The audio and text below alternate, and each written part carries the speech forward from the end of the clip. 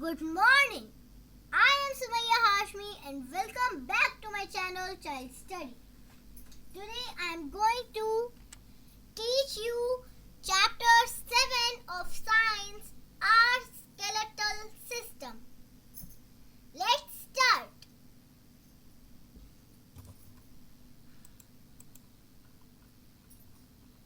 You will learn about human skeleton, muscles, healthy bones and muscles.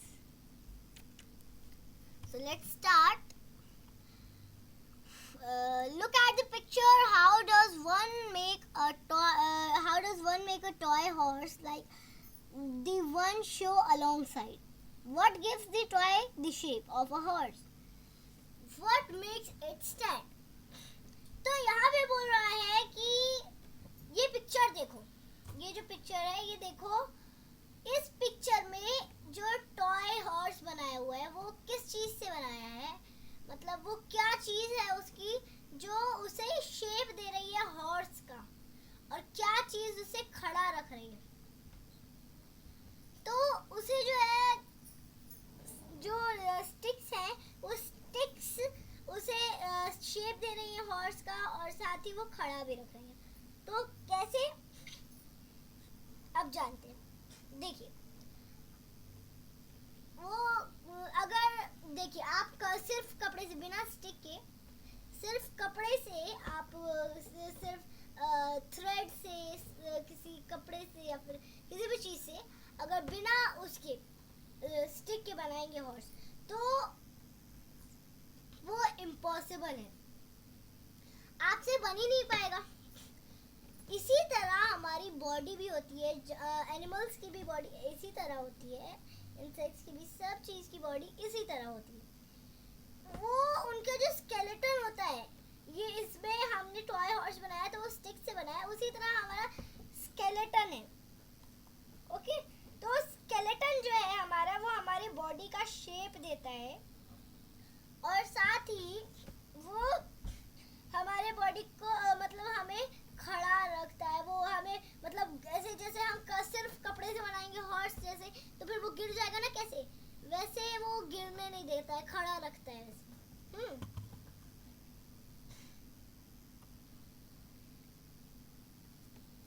Similarly all kinds of fish, reptiles, इसी तरह बोल रहा है कि ये ऐसे फिश का, रेप्टाइल्स का, कीड़े मकोड़े, मैमल्स, सब का इसी तरह होता है बोन का फ्रेमवर्क।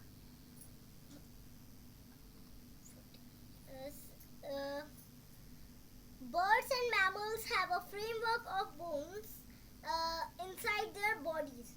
So, जो reptiles, fish, amphibians, birds और mammals ये सब होते हैं ना, इन सब का एक फ्रेमवर्क होता है बोन के अंदर। ठीक, तो बोन के अंदर एक फ्रेमवर्क होता है उनका, और उस तरह के एनिमल्स जो हैं वो वर्टिब्रेट्स कहलाते हैं। ओके, तो क्या कहलाते हैं? वर्टिब्रेट्स। तो चलिए आगे बढ़ते हैं। The framework of bones is known as the skeleton. It gives shape to the body, protects the internal organs and helps the animal to move. देखिए, जो फ्रेमवर्क होता है हमारे बोन्स का, जो फ्रेमवर्क होता है वो स्केलेटन कहलाता है।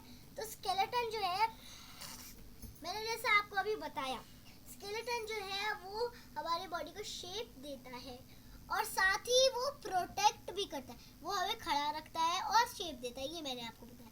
लेकिन वो साथ ही प्रोटेक्ट भी करता है हमारे अंदर के ऑर्गन्स को, जैसे रिब केज है वो हार्ट और लंग्स को प्रोटेक्ट करता है। तो चलिए आगे बढ़ते हैं। और वो जो होता है साइज स्केलेटन का, वो कैसे पता चलता है? The size of the skeleton varies according to the age of the animal. तो यहाँ पे बोल रहा है कि जो स्केलेटन का साइज होता है वो अलग अलग तरह का होता है उनके एज से। ओके, तो चलिए आगे बढ़ते हैं। अब हम जानते हैं ह्यूमन के स्केलेटन के बारे में। Human skeleton, The human skeleton system is a framework of bones. The bones inside the body are arranged in a different manner. Bones are hard on the outside. The inner portion of the bones is filled with the soft bone marrow. तो यहाँ पे बोल रहा है कि human skeletal system का जो framework होता है बोन का, the bones inside the body are arranged in a different manner. जो हमारे बॉडी के अंदर बोन्स होते हैं वो अलग अलग मतलब अलग मैनर्स में वो होते हैं, लगे हुए होते हैं. ओके अब बोन्स जो है वो ऊपर से हार्ड होते हैं. आप ये तो आप सभी को पता है कि बोन्स ऊपर से हार्ड होते हैं, लेकिन बोन्स के अंदर जो होता है, बोन्स के अंदर सॉफ्ट सा लिक्विड टाइप मटेरियल होता है, वो बोन मैरो कहलाता है. ओके तो वही यहाँ पे बताया हुआ है, the inner portion of the bones is filled with soft bone marrow. Okay तो चलिए आगे बढ़े. Red blood cells and white blood cells are produced inside the bone marrow. Red blood cells जो होते हैं और white blood cells, तो red और white दोनों blood cells जो होते हैं वो bone marrow, जो मैंने आपको बताया कि एक soft liquid type material होता है जो हड्डी के अंदर bones के अंदर होता है, वो bone marrow होता है. तो bone marrow में कौन कौन से blood cells होते हैं? White blood cells और red blood cells दोनों. Okay, all of us have a skeleton with us which is similar. There are 206 bones in an adult human skeleton. However, the size of bones differ. A tall person has longer bones. तो देखिए यहाँ पे बोल रहा है कि हम सब के पास स्केलेटन है और सबका मिलता जुलता स्केलेटन है, मतलब सेम दिखता है. ओके तो जो बड़े लोग होते हैं, जो मतलब एडल्ट होते हैं, उनके पास 206 बोन्स होते हैं. अब आप लोग सोच रहे होंगे कि बड़े लोग में 206 बोन होते हैं, तो मतलब छोटे में उससे ज़्यादा या उससे कम होते होंगे, मतलब 206 नहीं होते होंगे. तो छोटे में 306 बोन्स होते हैं. तो जो आप सोच रहे होंगे कि जो छोटे में 306 बोन्स होते हैं, तो जो बड़े होते हैं तो उसमें 206 बोन्स हो जाते हैं. तो ये जो बाकी के बोन्स होते हैं वो जाते कहाँ हैं? तो जो बोन्स होते हैं 306 होते हैं छोटे में, और जो बड़े में होते हैं वो 206. तो जब बड़े होते हैं, हमारी ग्रोथ होती है, तो उसमें हमारे जो काफ़ी सारे बोन्स जो होते हैं वो जॉइंट हो जाते हैं, एक साथ जुड़ जाते हैं. ओके तो जो बोन्स होते हैं, बोन्स की भी साइज अलग अलग होती है, और जो लंबे लोग होते हैं, जो मतलब लंबे लोग होते हैं, उनके बोन्स जो है वो थोड़ी लंबी ज़्यादा होती हैं. ओके और स्केलेटन के 3 मेन फंक्शंस होते हैं. कौन कौन से? It supports the body and helps it to maintain its shape. वो सपोर्ट करता है बॉडी को और वो शेप देने में मदद करता है, यानी कि वो उस पर बैलेंस बना के रहता है, सपोर्ट करता है. ओके और it protects the internal organs of the body. वो जो इंटरनल ऑर्गन्स होती हैं बॉडी के, वो प्रोटेक्ट करता है. जैसा कि मैंने आपको बताया था, जो रिब केज होता है वो प्रोटेक्ट करता है, लंग्स, हार्ट वगैरह. ओके और तीसरा है, third, it helps the body to move. वो बॉडी को हिलने में मदद करता है. ओके तो चलिए आगे बढ़ते हैं. Parts of human skeleton. तो अब हमने ये तो जान लिया कि ह्यूमन स्केलेटन हमने पढ़ लिया. अब हम उसके पार्ट्स पढ़ेंगे. तो पहला हम पढ़ेंगे स्कल. तो स्कल क्या होता है? हमारा जो सर होता है, वो जो bony framework of the head is called the skull. ये जो आप फोटो देख सकते हैं, देख पा रहे होंगे फोटो, वो स्कल है. वो स्कल की फोटो है. हमारा जो हेड होता है, बोनी फ्रेमवर्क होता है हेड का, वो स्कल होता है. ओके वो स्कल कहलाता है. और एक पॉइंट, स्कल में कितने हड्डियां होती हैं? स्कल में कितने बोन्स होते हैं? स्कल में 22 बोन्स होते हैं. कितने? 22. It is made up of several flat, extremely hard and strong bones. जो स्कल है वो बहुत हार्ड और बहुत मतलब फ्लैट सा, ऐसे खुरदुरा नहीं, फ्लैट सा, मतलब अब फ्लैट मतलब एकदम प्लेन नहीं, कर्व्ड होता है, बट फ्लैट यानी खुरदुरा ना, वैसा वाला, चिकना. ओके, तो वो फ्लैट होता है और वो बहुत हार्ड होता है, और वो जो स्कल होता है वो काफ़ी 22 बोन से 22 बोन से बना होता है. तो उसके बाद जो बोन्स होते हैं वो हार्ड, बहुत हार्ड और स्ट्रॉन्ग बोन्स होते हैं, उसके स्ट्रॉन्ग बोन से बना होता है वो. These bones join with each other to form immovable joint. तो जो बोन्स है, ये सारे 22 बोन्स, वो एक साथ जुड़ जाते हैं एक इमूवेबल जॉइंट वो करने के लिए, फॉर्म करने के लिए. इमूवेबल यानी जो हिल नहीं सकता है, मुड़ नहीं सकता है. Okay, except in lower jaw, all bones in the skull are fixed. The movable lower jaw enables us to talk and eat. The upper and lower jaw have teeth. तो अब यहाँ पे क्या बताया जा रहा है कि हमारा पूरा स्कल, जो लोअर जॉ होता है, नीचे वाला जबड़ा होता है, उसे छोड़ के बाकी हमारा पूरा स्कल इमूवेबल है.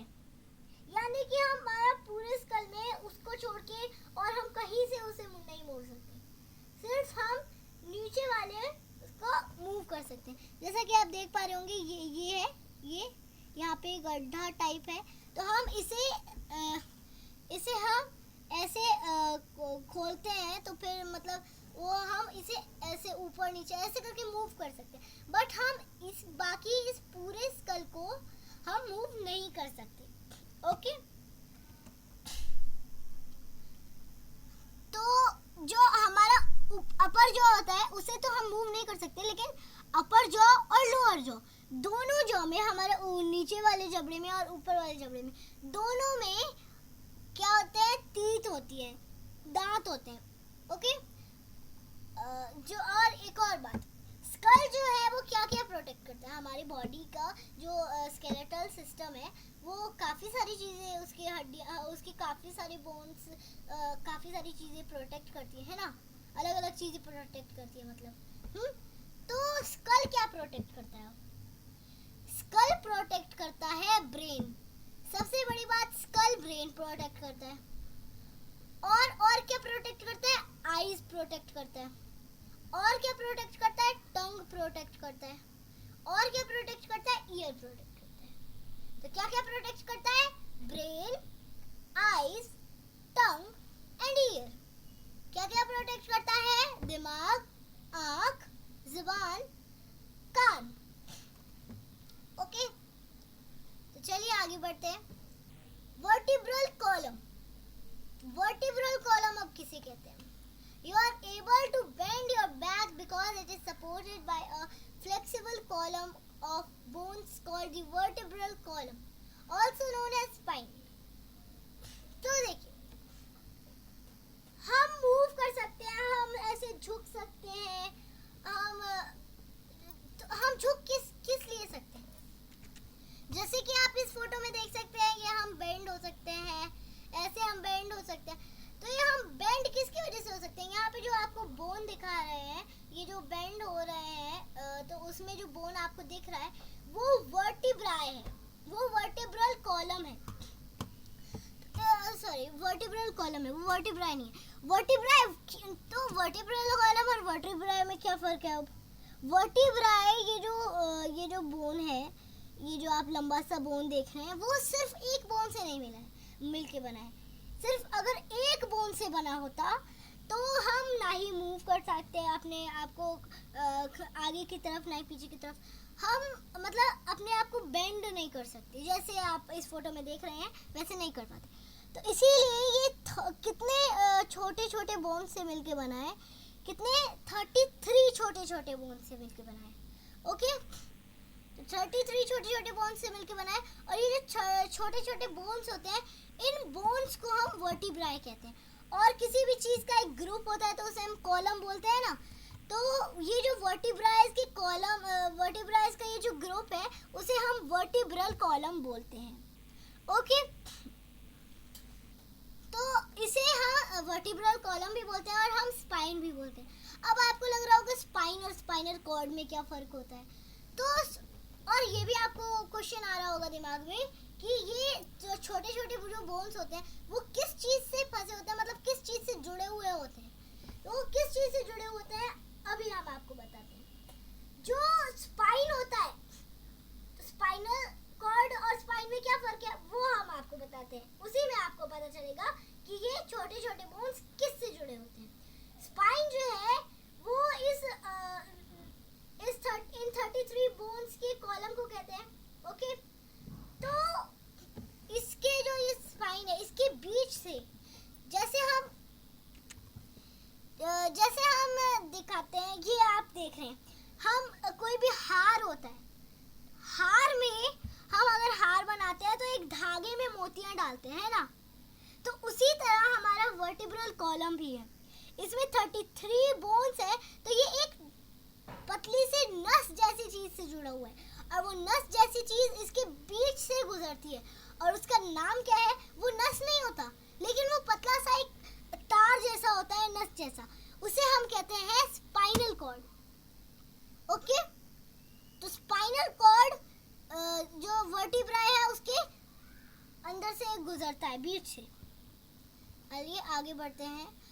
और एक और चीज़, मैंने ये तो आपको बता दिया कि 33 छोटे बोन से बना होता है, लेकिन ये जो है ये आप देख सकते हैं ये एस टाइप शेप का होता है। ये कैसे शेप का होता है, ये सीधा नहीं होता वर्टिब्राई। जो हम मतलब अगर हम सीधे भी रहेंगे तब भी ये सीधा नहीं होता है वर्टिब्राई, वो एस जैसे शेप का होता है। जैसे कि आप देख सकते हैं कि ऐसे एस जैसा बन रहा है ना, ये एस। ओके, तो ये एस जैसे स्ट्रक्चर का होता है। और अब हम पढ़ेंगे रिब केज के बारे में। रिब केज में कितनी हड्डियां होती हैं। देखिए, ये आप देख सकते हैं, ये रिब केज। ओके, आप फोटो में देख सकते हैं, तो देख पा रहे हैं, तो ये देखिए, ये जो इसमें है रिब केज, तो बीच में एक बड़ी सी हड्डी है, उससे काफी सारी हड्डियां जुड़ी हुई हैं। ओके, तो ये जो हड्डियां हैं पतली पतली, ये कितनी हड्डियां होती है, ये हड्डियां कितनी होती हैं, ये हड्डियां रिब्स कहलाती हैं। ओके, तो ये रिब्स कितने हैं हमारे रिब केज में? हमारे रिब केज में 24 रिब्स हैं। अब आप देख रहे होंगे कि ये 24 तो नहीं है, तो देखिए हमारे राइट साइड में जो है, राइट साइड की जो है ये हड्डियां हैं, ये आप देख सकते हैं, इनमें 12 है और लेफ्ट साइड में 12 है। ओके, लेफ्ट साइड में 12 है, राइट साइड में 12 है, तो 12 टोटल कितनी हड्डियां हैं? 24। तो टोटल कितनी हड्डियां हैं हमारे रिब केज में? 24। लेकिन एक साइड की अगर बात की जाए तो 12। ओके, और ये जो आप बीच में देख रहे हैं, ये जिससे ये हड्डियां जुड़ी हुई हैं, रिब्स जुड़े हुए हैं, तो आप सोच रहे होंगे इसका भी तो कुछ नाम होगा। इसका नाम क्या है आखिर? तो इसका नाम है, इसे हम क्या बोलते हैं? स्टर्नम। ये जो बीच में हड्डी है इसे हम स्टर्नम बोलते हैं, बीच वाले बोन को, इसे। तो the ribs are flexible bones, that is why your chest can move when you breathe. The rib cage protects the lungs and hearts. तो देखिए, जो हमारी रिब्स होते हैं, ये मैंने आपको बताया, ये रिब्स है ना, ये रिब्स जो होते हैं वो फ्लेक्सिबल होते हैं। तो हम जब सांस लेते हैं, तो हमारा जो लंग्स फूलता है, तो वो भी ऐसे थोड़ा सा खुल सा जाता है, मतलब वो खुल नहीं जाता है लेकिन वो थोड़ा सा बाहर सा आ जाता है, फैलता है। ओके, फैल जाता है। आगे बढ़ते हैं।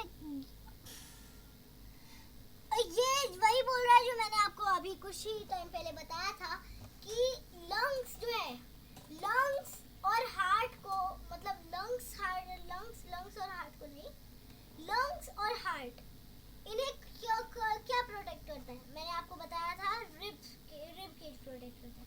रिब केज जो है वो हमारे लंग्स और हार्ट को प्रोटेक्ट करता है, हार्ट को। Okay. Arms and legs. Each arm and leg have three long bones and several small bones. हमारे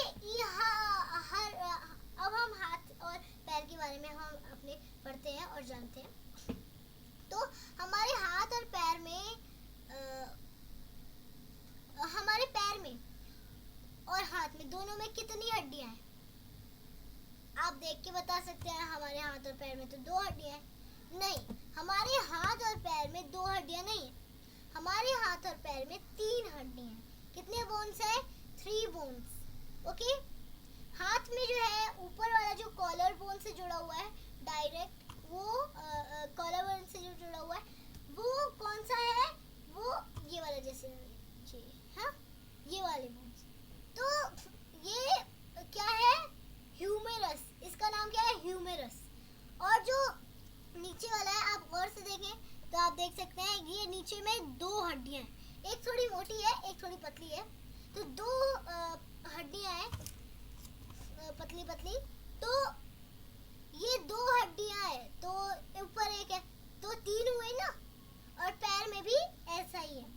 तो जो हमारे एक हड्डी होती है आम की, आप देख सकते हैं ये वाली, ये है ना, ये जो मोटी वाली हड्डी है वो अल्ना है। और ये जो अंदर है जो पतली वाली हड्डी है वो रेडियस है। ओके। और ये जो पैर की ऊपर वाली हड्डी है, जो हड्डी है जो हिप बोन से जुड़ी है, जो जिसे हम और क्या कहते हैं? उसे हम पेल्विस भी कहते हैं। ओके। तो वो पेल्विस से जुड़ा हुआ है, वो फीमर है। ओके। जो बोन पेल्विस से जुड़ा हुआ है वो हमारा फीमर है, और वो हमारे पूरे बॉडी का सबसे लार्जेस्ट लॉन्गेस्ट बोन भी है। ओके। और ये जो आप देख रहे हैं पैर में, ये पैर में जो पतली वाली हड्डी है वो क्या है? वो क्या है? वो क्या कहलाती है? फिबुला। और जो मोटी वाली हड्डी है, ये वाली, ये क्या कहलाती है? ये टिबिया।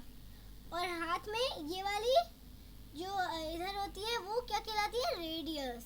और ये जो पतली वाली होती है वो अल्ना। ओके। तो चलिए आगे बढ़ते हैं। जॉइंट्स। अब हम जॉइंट्स के बारे में पढ़ते हैं। तो जॉइंट्स क्या होते हैं? Joints a joint is formed where 2 or more bones meet. Joint तब बनता है, जैसे आप ये इस फोटो में देखिए, ये 1 और यहाँ से 2, तो 3 बोन्स मीट कर रहे हैं एक जगह पे, तो ये जो है ये जगह ये जॉइंट होगी। जॉइंट कितने तरह के होते हैं? जॉइंट इमूवेबल भी होते हैं, मूवेबल भी होते हैं। ओके। तो जैसे आप स्कल देख सकते हैं, स्कल के आपको फोटो दिखाती हूँ। स्कल में कितने सारे जॉइंट्स हैं, है ना? काफ़ी सारे जॉइंट्स हैं। 22 बोन्स है, लेकिन जॉइंट्स इसमें 22 से कम है या फिर ज़्यादा। तो 22 बोन्स है इसमें। ओके। तो ये जो है इसमें, ये जो आप देख रहे हैं ये जॉइंट्स है। ओके। तो ये जॉइंट्स जो है, ओके, तो ये जो है ये भी जॉइंट्स ही हैं, लेकिन ये मूव नहीं कर सकते, ये इमूवेबल है। तो जॉइंट्स इमूवेबल भी होते हैं, मूवेबल भी होते हैं। ओके। तो और जो ये देखिए यहाँ है, ये आप देख रहे हैं ये बोन, तो इसे जो ये जो 2 बोन्स मीट कर रहे हैं, तो इसे जोड़ के किसने रखा हुआ है? इन 2 बोन्स को, लिगामेंट ने जोड़ रखा है, जो कि एक इलास्टिक जैसा टिश्यू होता है वो टिश्यू पेपर वाला टिश्यू नहीं, टिश्यू होता है. ओके, तो इलास्टिक जैसा टिश्यू होता है वो लिगामेंट कहलाता है. तो वो बोन्स को जोड़ के रखता है. वो इस टाइप का होता है, ऐसे करके होता है कुछ. ओके, तो वो ऐसे जोड़ के रखता है बोन को. और कितने तरह के बोन्स होते हैं हमारे बॉडी में, कितने तरह के जॉइंट्स होते हैं, सॉरी. ओके, हमारे बॉडी में 4 तरह के जॉइंट्स होते हैं. कौन कौन से? Ball and socket, hinge joint, pivotal joint और ग्लाइडिंग जॉइंट. ओके, कितने तरह के? 4 तरह के. कौन कौन से? Ball and socket, hinge joint, pivotal joint and gliding joint. Okay, ball and socket joint is like ball and, यहाँ पे जैसे आपको दिखा रखा है, बोन में भी दिखा रखा है ये वो जो पेल्विस होता है उसके पास, जो जहाँ पेल्विस और फीमर जो होता है वो जहाँ मिल रहा होता है वहाँ पे वो बॉल एंड सॉकेट जॉइंट होता है. ओके, तो ये आपको एक फोटो से भी दिखा रखा है.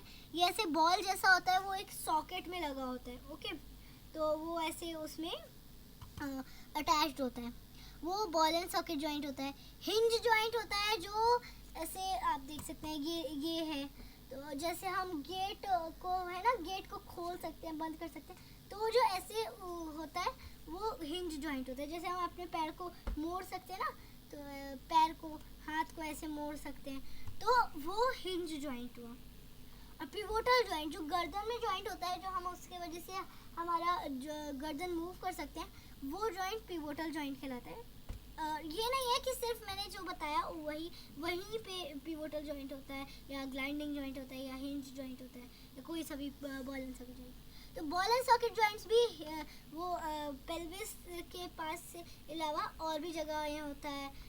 हिंज जॉइंट भी और भी जगह पे होता है. ओके, तो अब आते हैं ग्लाइडिंग जॉइंट पे. ग्लाइडिंग जॉइंट ऐसा होता है कि मतलब वो ये आप देख सकते हैं, यहाँ पे फोटो दिया हुआ है, ये ऐसे खिसक सकता है. ओके, तो ऐसे वो ऐसे इधर उधर ऐसे हो सकते हैं. ओके, और हमारा जो हैंड है, वो हैंड जो फिंगर तरफ का है, वहाँ का जो है वो ग्लाइडिंग जॉइंट है. ओके, वो ऐसे मूव कर सकते हैं. ओके, फिंगर्स में भी कौन सा जॉइंट है? ग्लाइडिंग जॉइंट है. तो आज के लिए बस इतना ही. नेक्स्ट वीडियो में मैं आपको मसल्स ऑफ द बॉडी से पढ़ाऊंगी.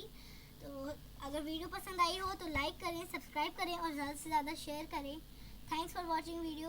और नेक्स्ट वीडियो चाहिए तो सब्सक्राइब करें ताकि आपके पास जल्द से जल्द हमारी नेक्स्ट वीडियो पहुंच सके.